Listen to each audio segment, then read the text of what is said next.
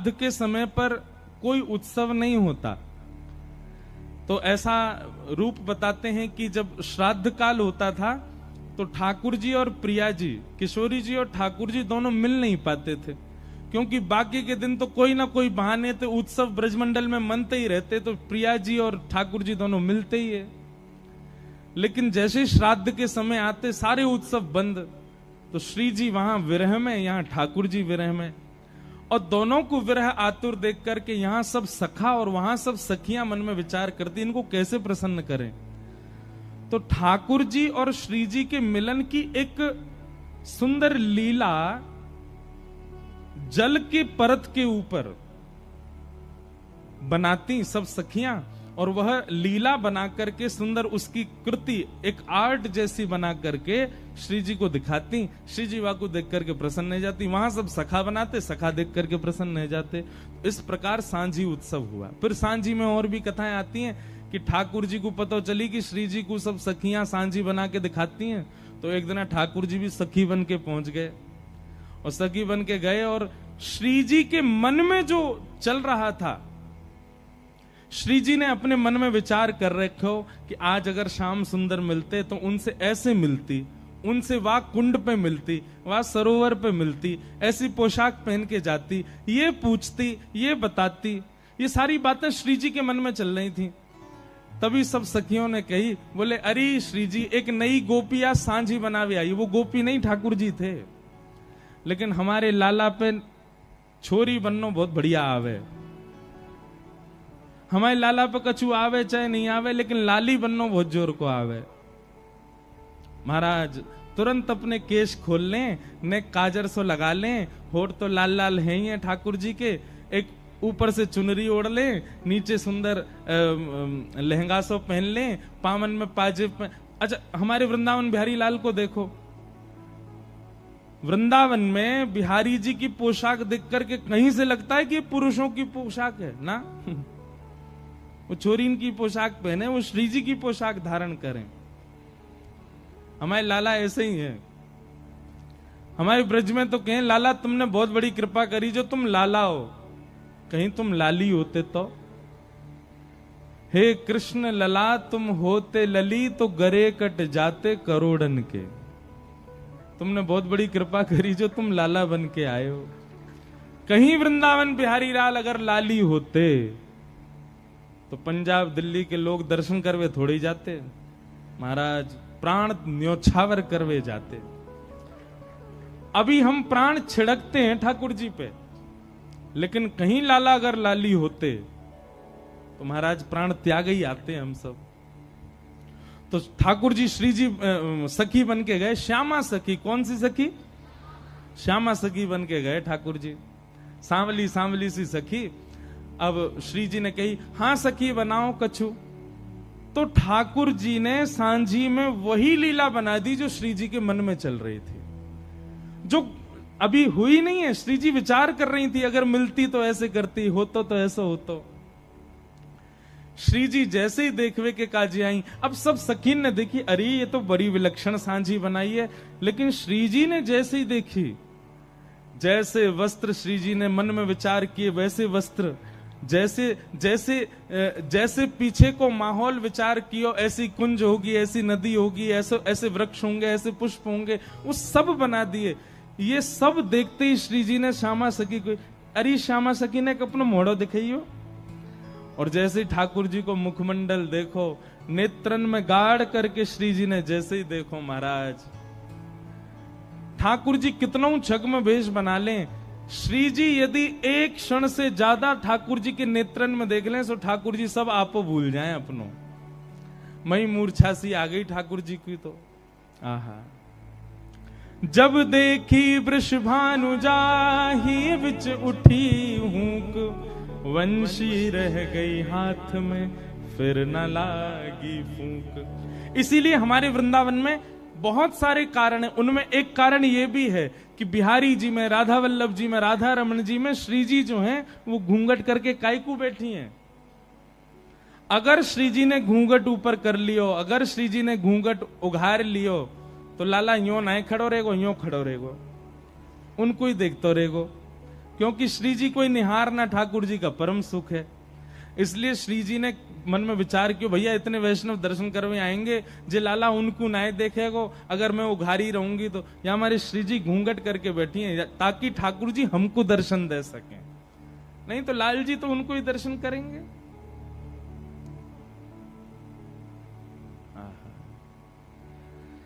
तो ऐसी सांझी, सांझी का मतलब चित्र के द्वारा श्री जी और प्रियतम के मिलन को सखियां बनाती हैं, क्योंकि इन 15 दिन ठाकुर जी का श्री जी का मिलन हो नहीं पाता श्राद्ध की वजह से, इसलिए सांझी उत्सव होता है।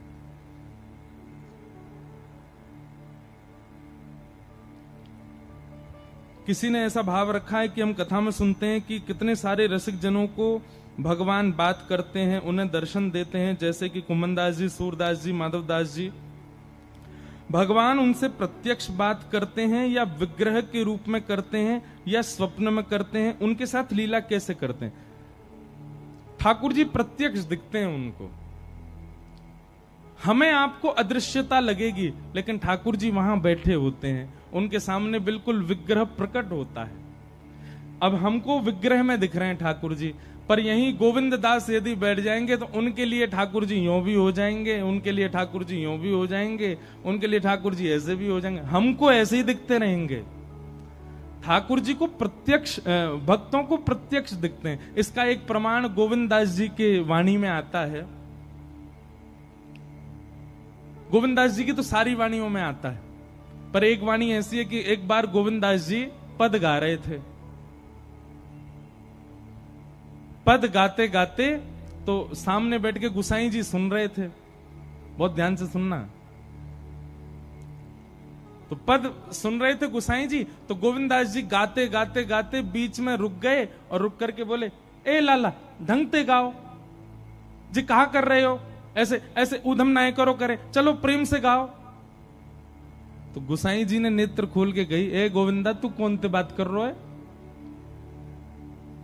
गोविंदास जी बोले, तुम्हारो ही लाड़लो बैठो है बगल में, कान पे हाथ धर के नेक से मोहते राग गा रो है, मैं जैसे जैसे अलाप लूं मेरे पीछे पीछे गा रो है, लेकिन माने ना है, ऊधमी है, बीच बीच में गलत स्वर लगा रो या हमारे वकु टोक रहा हूं। अब गुसाई जी को नहीं दिख रहे ठाकुर जी, लेकिन गोविंदास के साथ लीला कर रहे हैं। तो गोविंदास से गुसाई जी कहते हैं, गोविंद तुम कितने सौभाग्यशाली हो, जबकि गुसाई जी के शिष्य हैं गोविंदास, लेकिन फिर भी गोविंदास को दिखाई दे रहे हैं ठाकुर जी। गुसाई जी को भी दिखते थे, पर कभी कभी लीला करते थे तब नहीं दिखते थे। तो गुसाई जी बोले, गोविंदा तुम कितने सौभाग्यशाली हो, ठाकुर जी तुमको दिखाई देते हैं। उनको कहना नहीं कि वो मुझे दिखें, मुझे बस इतना बताओ ठाकुर जी गा कैसा रहे हैं। ठाकुर जी जब गाते हैं तो उनका स्वर कैसा लगता है, ठाकुर जी जब गाते हैं तो उनका स्वर कानों को कैसा सुनाई देता है। गोविंदास जी आनंद में भर गए। गोविंदास जी बोले, जय जय, ठाकुर जी बहुत प्यारा गाते हैं, गोपाल जी इतना मधुर गाते हैं, इतना मधुर गाते हैं कि जब वो गाते हैं ना तो आकाश में गंधर्वजन खड़े होकर के कान लगा करके सुनते हैं ठाकुर जी को, रोम रोम खड़ा हो जाता है, इतना सुंदर स्वर है ठाकुर जी का। पर गुसाई जी बोले, पर मतलब कोई कमी करें? बोले नहीं, ठाकुर जी बहुत मधुर गाते हैं, पर हमारी श्यामाजू ठाकुर जी से भी मधुर गाती हैं, किशोरी जी ठाकुर जी से भी मधुर गाती है।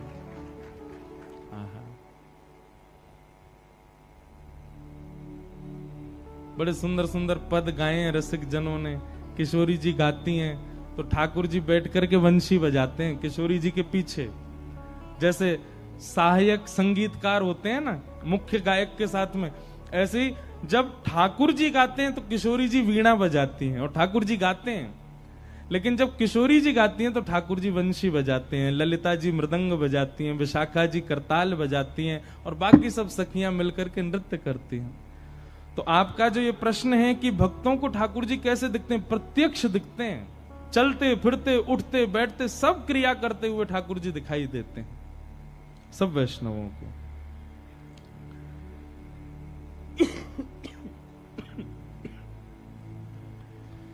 फिर बाकी के प्रश्न बहुत बड़े बड़े हैं। एक ने तुलसी जी की महिमा पूछी है।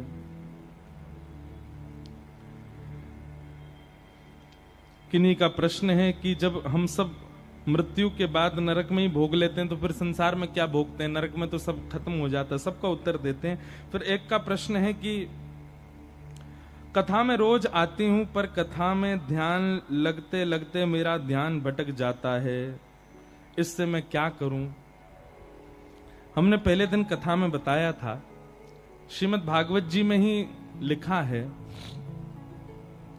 सवै पुंसाम परो धर्मो यतो भक्तिर अदोक्षजे अहै तुक्य प्रतिहता ययात्मा संप्रसीदति। भगवान की कथा में रुचि होने का मतलब है ठाकुर जी आपसे प्रेम करते हैं। और कहीं भी यदि कथा से आपकी रुचि भटकती है, किसी अन्य में जाती है या रुचि कहीं भटक रही है, तो इसका मतलब क्या है, अभी साधन में, अभी भजन में, आपकी भावना में थोड़ी न्यूनता है, थोड़ी कमी है। उसको थोड़ा शीघ्र उचित करो। अच्छा, एक बात इसमें हम कहना चाहते हैं, सब खेल मन का है। मन में यदि भावना सुदृढ़ भगवत प्राप्ति की है तो आप कितना भी डिस्टरबेंस हो जाए कथा में, आपका मन भटकेगा ही नहीं। पर मन में जब अन्य साधन की भी इच्छा होती है, यह भी इच्छा है, वह भी इच्छा है, मेरे कपड़े कैसे लग रहे हैं, सबको दिख रहा है कि नहीं, मैं अच्छा लग रहा हूं कि नहीं, सबको दिख रहा है कि नहीं, मुझे उचित स्थान मिला कि नहीं, बैठने को अच्छा लग रहा है कि नहीं, और मेरे पे हवा आ रही है कि नहीं आ रही है, और कूलर दूर रखा है आदि। जब इतनी सारी बातें आती हैं तो मन भटकेगा ही। लेकिन आपका उद्देश्य केवल एक है, मुझे प्रिया प्रियतम के साक्षात दर्शन करने, फिर चाहे अवस्था कैसी हो, व्यवस्था कैसी हो, स्थिति कैसी हो, आपका कथा से मन जा ही नहीं सकता। ये बात निश्चित मान लीजिए। कई लोग कहते हैं कथा बहुत अच्छी लगती महाराज जी, उनसे मैं पूछ लूं, अच्छा बताओ मैंने क्या सुनाया था, वो याद नहीं आ रहा क्या सुनाया था, पल्लक बहुत अच्छी रही थी। ऐसे नहीं। अरे महाराज, जब आपके चित्त में केंद्र बिंदु यदि केवल ठाकुर जी हैं, आपको समय भी पता होगा, आपको स्थिति भी पता होगी कि आपने इतने बज के इतने मिनट पर ये पद गाया था, आपने इतने पद पर ये किया था, ऐसे सब याद हो जाता है। कई बच्चे हैं, उनके 4 ट्यूशन लगे रहते हैं, तब भी बेचारे जबरदस्ती पास होते हैं स्कूल में। और कई बच्चे हैं वो केवल स्कूल में ही पढ़ते हैं, कोई ट्यूशन व्यूशन नहीं पढ़ते, फिर भी उनके 99% मार्क्स आ जाते हैं। क्यों? क्योंकि उनके चित्त में ऐसा नहीं है कि वो कोई घोटी बना के पीते होंगे। एक भामनी आती है, जो नहर होती है ना, नहर के किनारे काई जम जाती है, उसी काई से ही एक विशिष्ट प्रकार की एक औषधि निकलती है, उसको भामनी बोलते हैं, उसको और भी कुछ बोलते हैं। कई लोग उसको घोट घोट के पीते हैं, ताकि उससे क्या है कि एक बार पड़ी हुई वस्तु याद हो जाती है। पर भैया सबसे बड़ी भामनी ये है कि आपके चित्त में आपका लक्ष्य सुदृढ़ हो। कथा कभी भी बिना लक्ष्य के मत सुनिएगा। आप बिना लक्ष्य के कथा में आकर के बैठेंगे तो आपका मन भटकेगा ही भटकेगा। लेकिन आपका लक्ष्य, और लक्ष्य कथा का और कोई होना नहीं चाहिए, केवल एक ही होना चाहिए, क्या? श्यामा श्याम की प्राप्ति।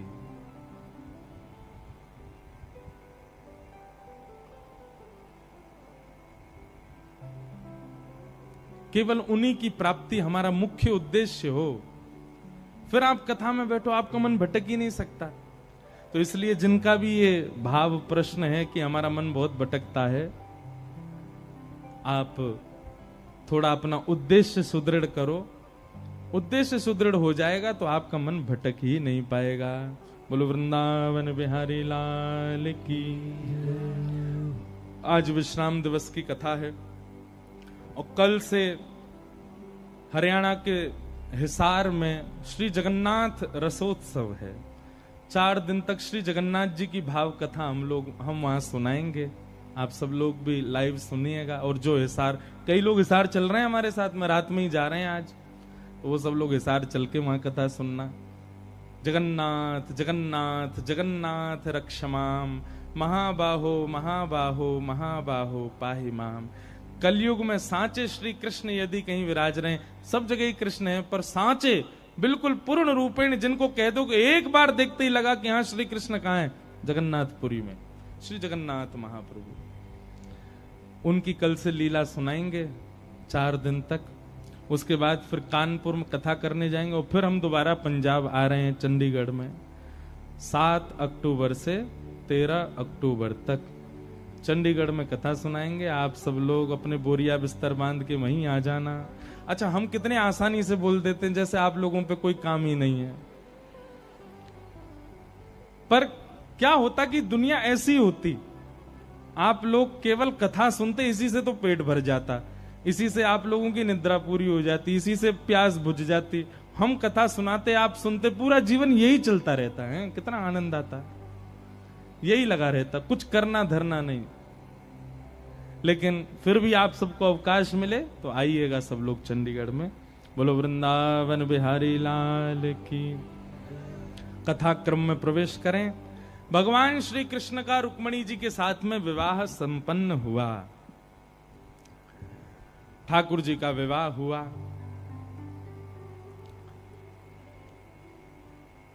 चला लक्ष्मी चलम प्राणम चलम जीवत यौवनम चला चलेति संसारे धर्म एको ही निश्चल।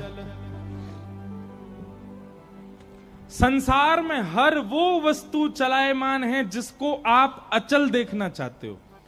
शब्द पर ध्यान दीजिएगा। संसार में हर वो वस्तु चलायमान है जिसको आप और मैं और हम सब अचल देखना चाहते हैं।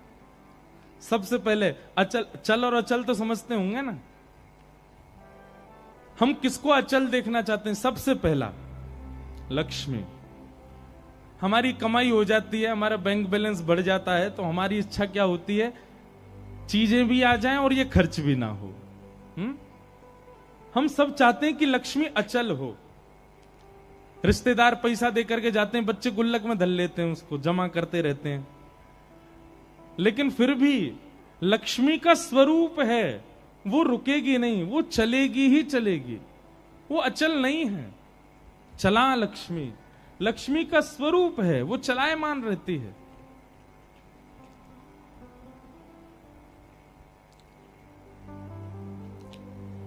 सावधान तय श्रृणु, सब लोग बहुत ध्यान से सुनो। तो सबसे पहली वस्तु जिसको कोई भी नहीं चाहता कि वो उससे दूर जाए, उसका नाम क्या है? लक्ष्मी, धन। लेकिन वो आपके चाहने से रुकेगी नहीं, उसका स्वभाव है चलना, वो चलायमान रहती, चली जाएगी।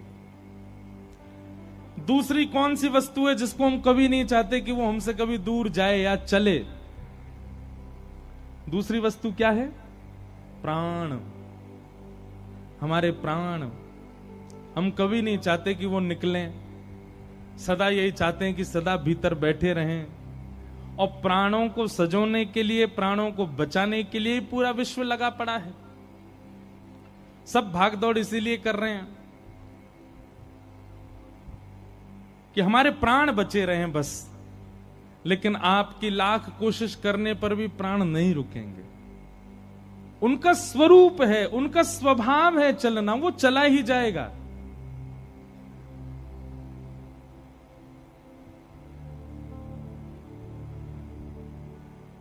कि दम दा भरोसा यार, उदम आवे नावे,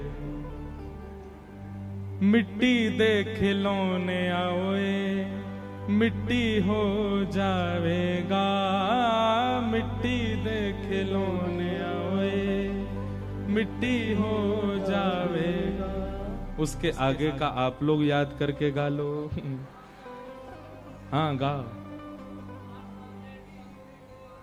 पापा दे समुद्रा चो मोती की वे पावेगा, मोती की वे पावेगा।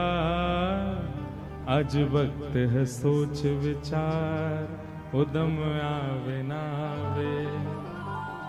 आज वक्त है सोच विचार, दम आवे नावे। हो इस जीवन दे दिन चार, दम आवे नावे। कि दम दा भरोसा यार, दम आवे ना आवे। सबको पता है कि हमारा जीवन एक दिन चला ही जाना है। दुनिया जानती है कि जन्म हुआ है, मृत्यु के लिए ही हुआ है, लेकिन फिर भी सब प्रयास करते हैं कि ये बचा ही रहे, ये रुक जाए, कैसे भी निकले ना, कैसे भी जाए ना। पर ये भी अपनी अजब जिद पर है, अजब जिद पर है, रुकेगा ही नहीं, चला जाएगा। तो सबसे पहली वस्तु जिसको कोई भी नहीं चाहता कि वो उससे दूर जाए, वो जाती है, लक्ष्मी।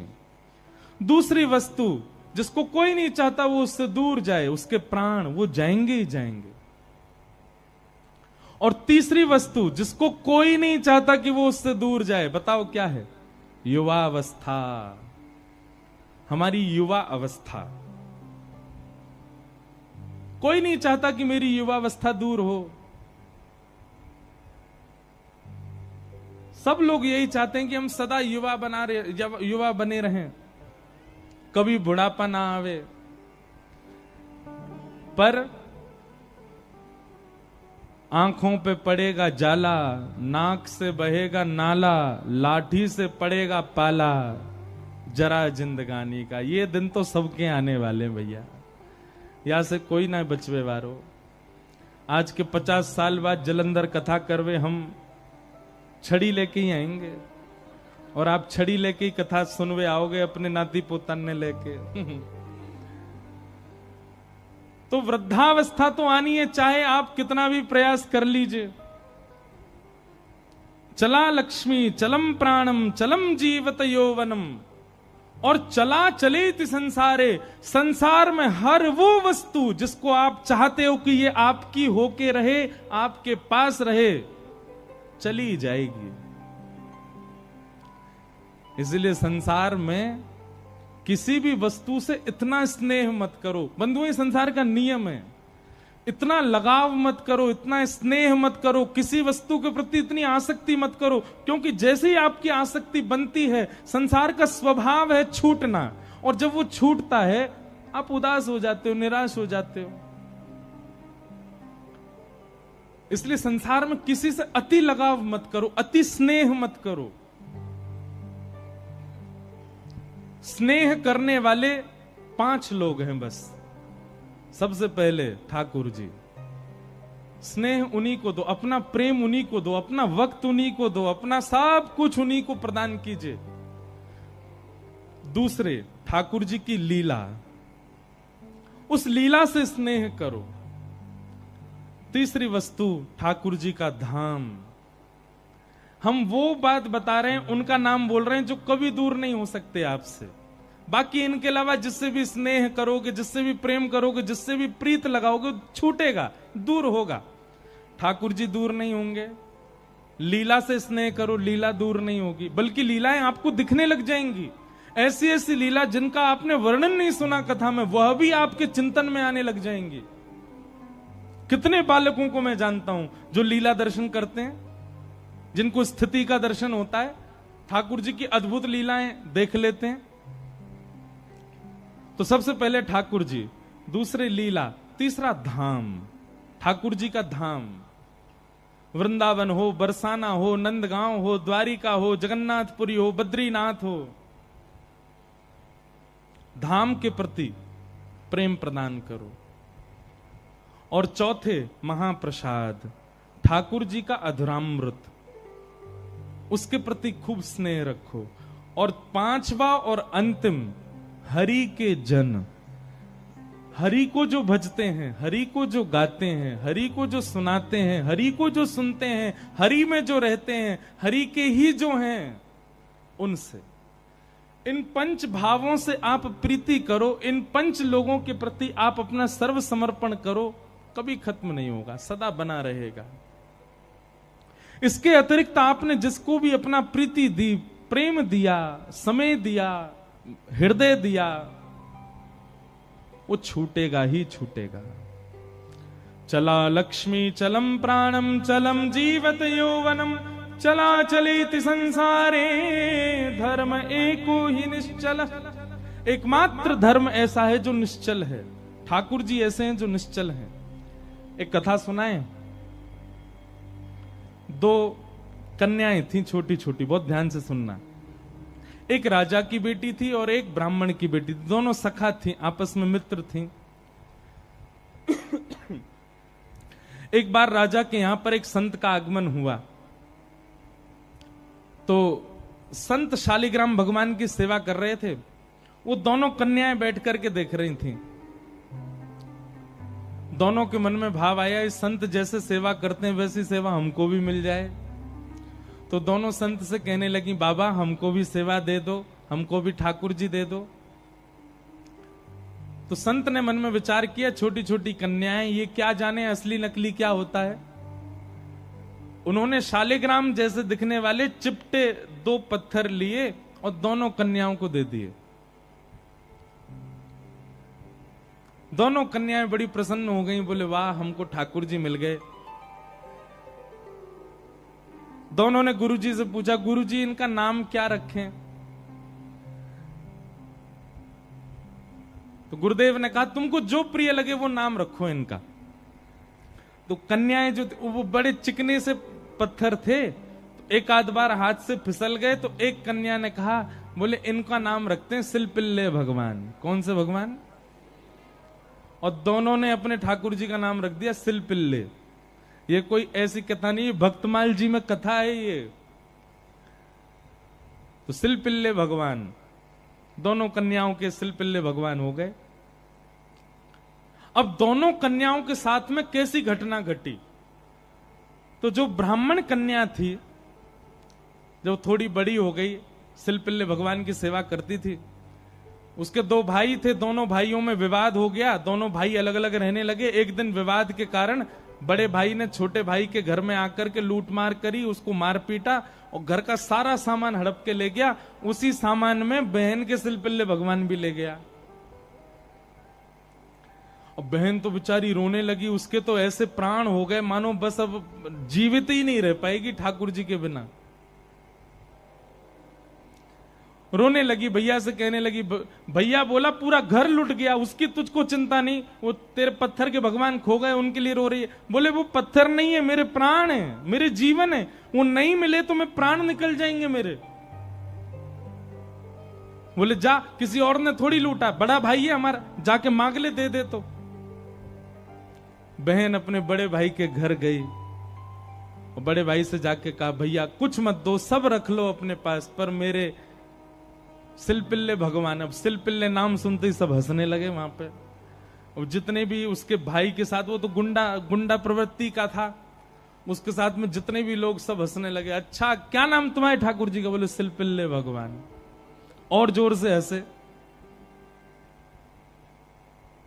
भैया मेरे भगवान दो। बोले अंदर सारा सामान पड़ा है, तू जाके अपने आप ढूंढ ले ठाकुर जी कहां हैं।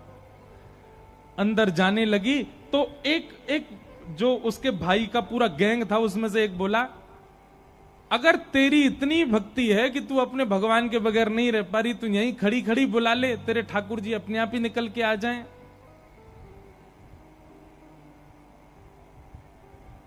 ये बात उसके प्रेम पर मानो प्रश्न चिन्ह लग गया। वह भी मन में सोचने लगी, मैं बचपन से सेवा कर रही हूं सिलपिल्ले को, कभी अपने हृदय से दूर नहीं करती, पर आज इसकी बात से मुझको ऐसा लग रहा है कि मैं तो प्रेम करती हूं, पर वो प्रेम करते हैं कि नहीं, आज उसका भी पता चल जाए। और बाहर खड़े खड़े करुण क्रंदन करते हुए, भाव निमग्न होते हुए, नेत्रों से अविरल अश्रुधार गिर रही है। हां नाथ, हां मेरे सिलपिल्ले नाथ, मेरे पास आ जाओ। दोनों भुजा उठा करके जैसे ही रुदन करने लगी, कक्ष में से वो सामान्य सा पत्थर जिसकी वर्षों से सेवा कर रही थी, वो अपने आप उछट करके आया और उस कन्या के हृदय से आकर के लग गया। बोलो सिलपिल्ले भगवान की। और महाराज ये देख करके भाई और उसका जो पूरा गैंग था, वो सब आश्चर्यचकित हो गए। परिणाम यह हुआ कि सब लोगों ने अपनी सब सामग्री जो उसके भाई की लूट ली थी, सब इकट्ठी करके दे आए। बोले भैया हम तो ऐसी समझते थे, पर आज वास्तव में हमने भक्ति का दर्शन किया। अब राजकन्या जो थी उसके सिलपिल्ले भगवान, उनके साथ कैसी घटना घटी।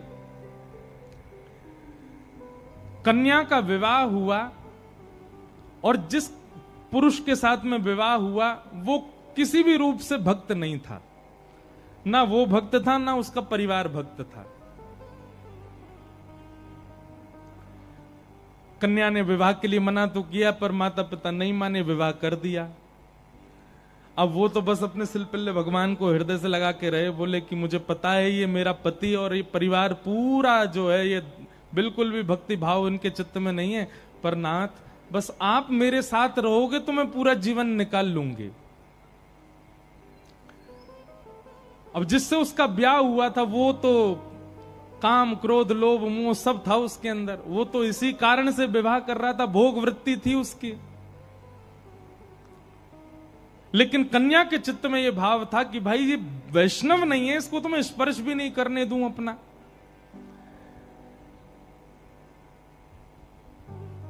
रात्रि में चर्चा कर रहा था पत्नी से, बातें करने लगा, बातें करते करते और उसने कहा ये क्या है तुम्हारे हाथ में। बोले ये मेरे भगवान है, सिलपिल्ले भगवान। उस सिलपिल्ले नाम सुनते ही इतना हंसा, हंसते हंसते बिस्तर से गिर गया। बोले कौन है? सिलपिल्ले भगवान। बोले आप हंसिए मत, ये मेरे ठाकुर जी हैं, मैं बचपन से इनकी सेवा करती हूं। अच्छा ठीक है, रखो इनको अपने पास। लेकिन वो उनको दूर करना चाह रहा था, बार बार लेकर के हटाना चाह रहा था। और वो राजकन्या कस के पकड़े, बोले नहीं आप इनको मुझसे दूर मत करो, ये मेरे प्राण है, ये अगर दूर हुए तो मैं प्राण त्याग दूंगी। एक दिन, 2 दिन, 4-5 दिन बीत गए, लेकिन वो ऐसे ही रहे, सिलपिल्ले भगवान को हृदय से लगा के रहे। उसका यही था कि मैं पूरा जीवन इनके साथ नहीं रह सकती, पर आप रहोगे तो मैं रह लूंगी। एक दिन उस राजकुमार को क्रोध आया और उसने जब हट पूर्वक हाथ हटाए और वो सिलपिल्ले भगवान को खींच करके और बाहर एक सरोवर था, सरोवर में फेंक दिया। जैसे ही सरोवर में फेंका, वो राजकन्या वहीं मूर्छित होकर गिर पड़ी।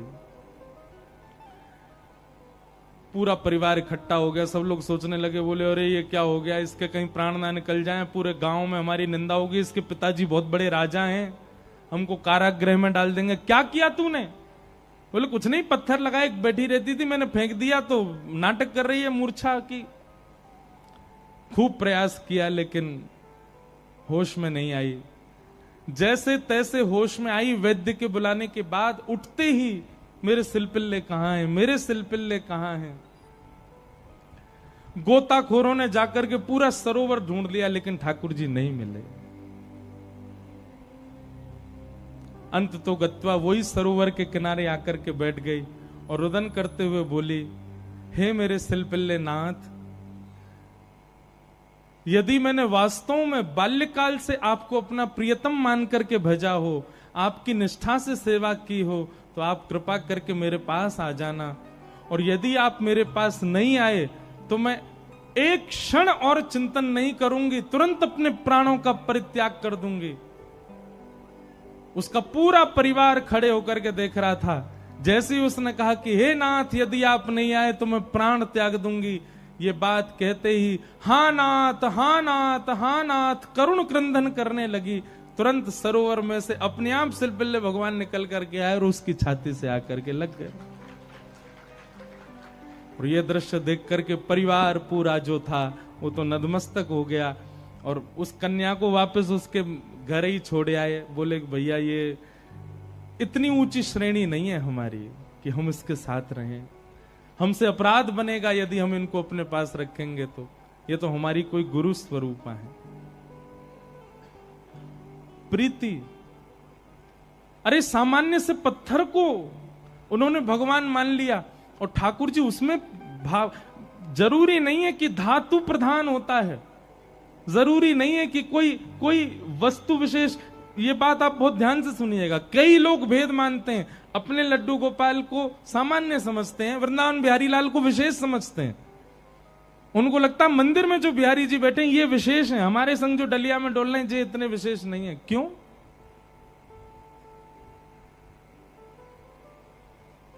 ये भेद दृष्टि मत रखो। वो बिहारी जी जितने श्रेष्ठ हैं उतने ही श्रेष्ठ आपके ठाकुर जी हैं। ये विश्वास प्रगाढ़ रखो अपने ठाकुर जी के प्रति। ये भाव प्रगाढ़ रखो।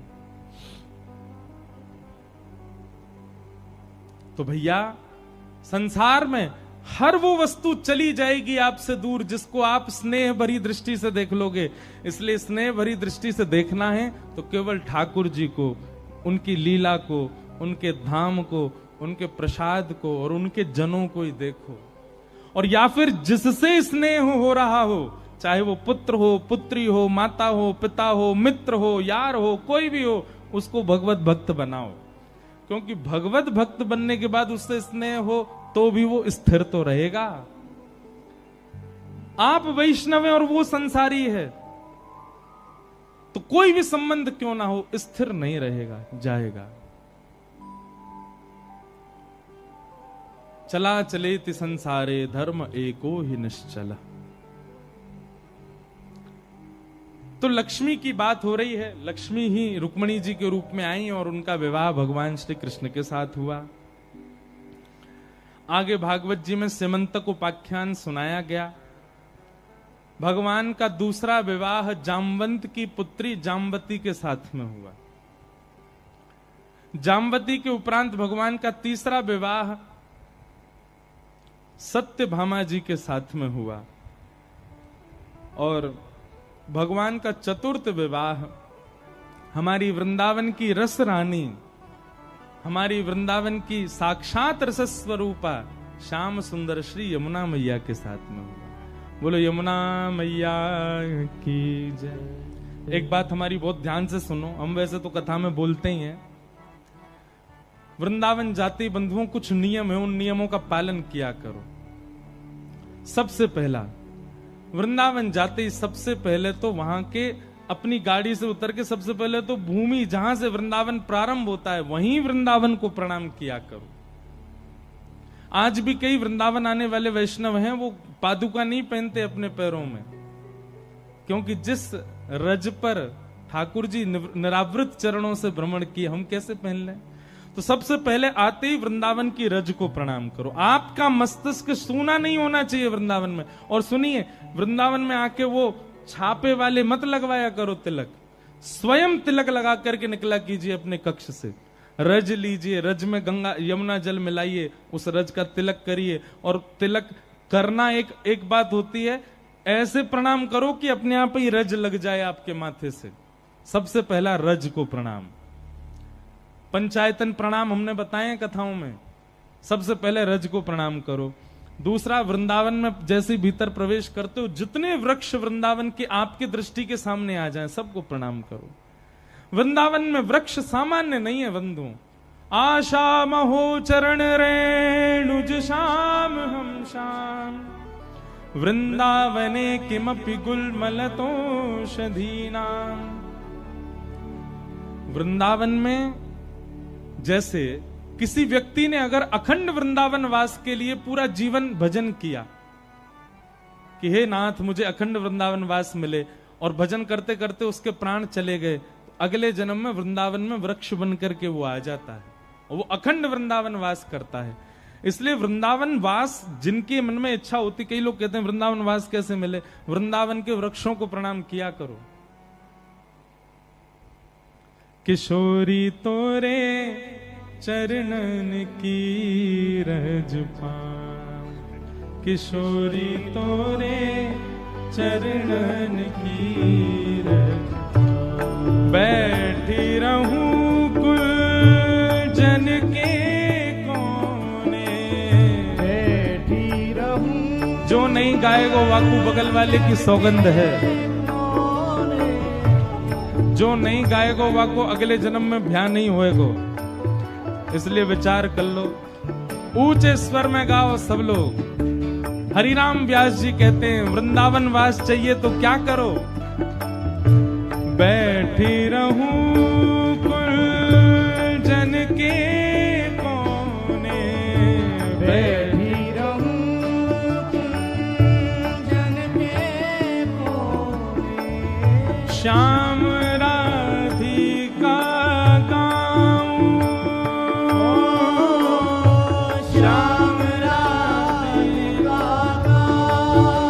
किशोरी तोरे चरणन की पाऊं।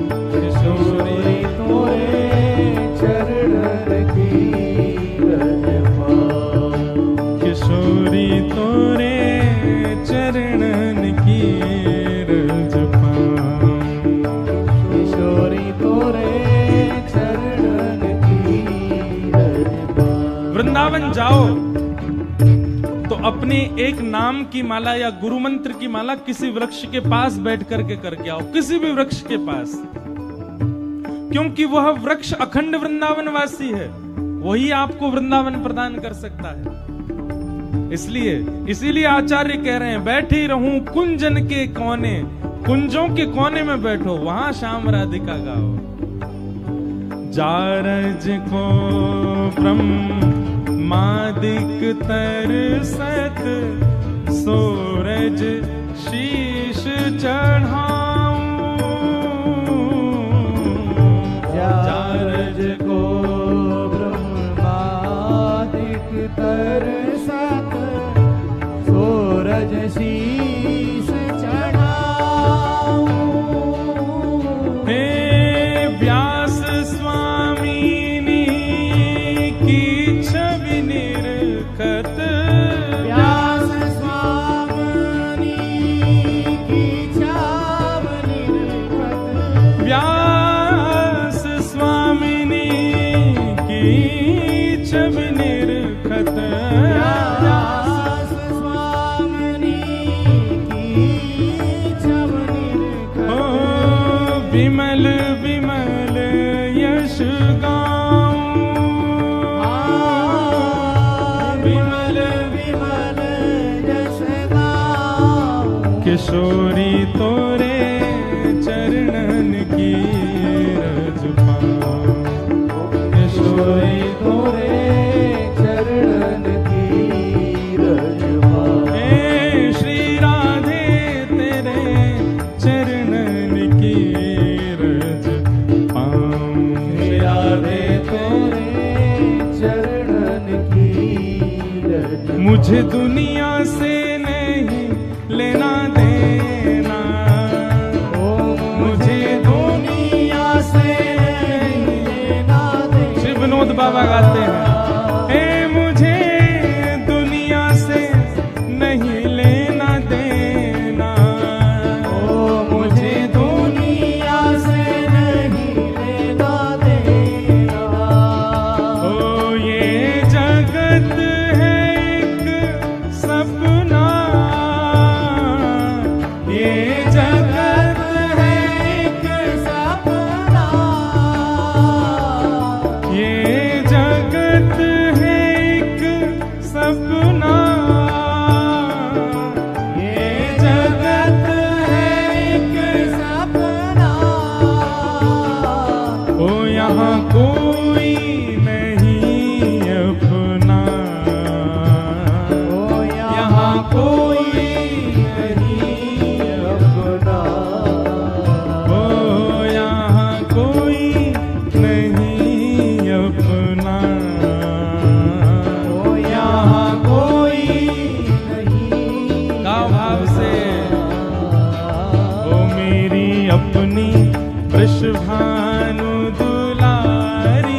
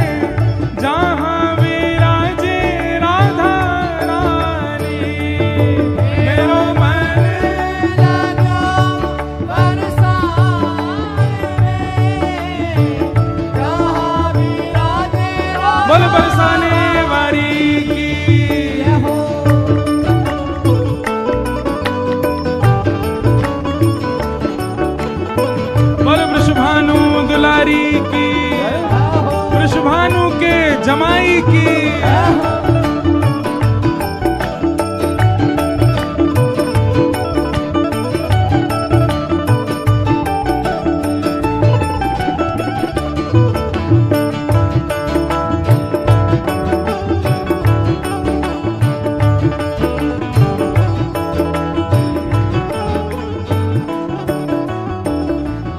मुझे दुनिया से नहीं कोई काम, मुझे दुनिया से नहीं कोई काम, हे मुझे दुनिया से नहीं कोई काम, मुझे दुनिया से नहीं कोई काम। तो फिर मैं तो जपूं राधा राधा नाम,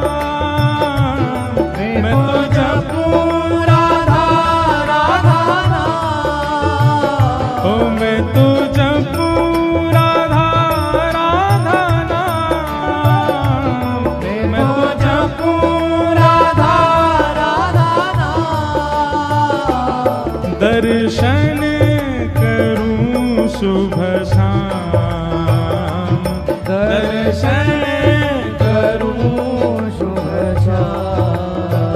ओ मेरे मन में विराजे श्याम दीवानी, मेरे मन में विराजे श्याम दीवानी, मेरे मन में विराजे श्याम दीवानी, मेरे मन में विराजे श्याम दीवानी। जहाँ विराजे राधा रानी, जहाँ विराजे राधा रानी, ओ मेरो मन लाग्यो बरसाने में, जहाँ विराजे राधा रानी, मेरो मन लाग्यो बरसाने में, जहाँ विराजे राधा रानी। हे मेरो मन लाग्यो बरसाने में, जहाँ विराजे राधा रानी। मेरो मन लाग्यो बरसाने में, जहाँ विराजे राधा रानी। ओ जय राधे राधे, जय राधे राधे, जय राधे राधे, जय राधे राधे। वृंदावन वारी, श्री राधे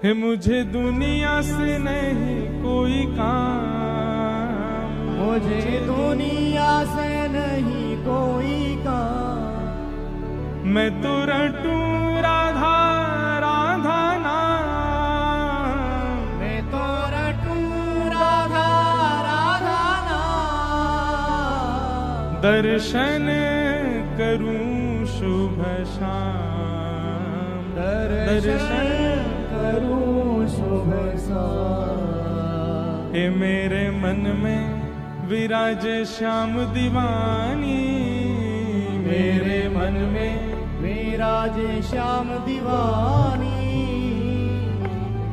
जहाँ विराजे राधा रानी, जहाँ विराजे ओ मेरो मन लाग्यो बरसाने में, जहाँ विराजे राधा रानी, ओ मेरो मन लग्यो बरसाने में, जहाँ विराजे श्याम प्यारी। बैठ जाओ। बोलो वृषभानु दुलारी की।